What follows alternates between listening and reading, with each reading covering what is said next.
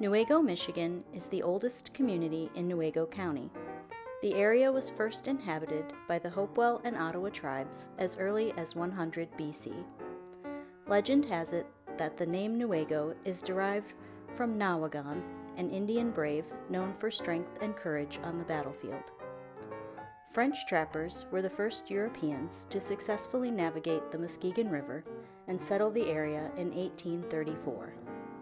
The Pennoyer and Brooks families were among the first to settle Newaygo, and together they founded the first sawmill, known as the Big Red Mill.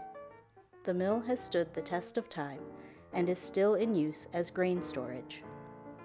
In 1883, a fire destroyed Newaygo, leaving only 2 buildings standing.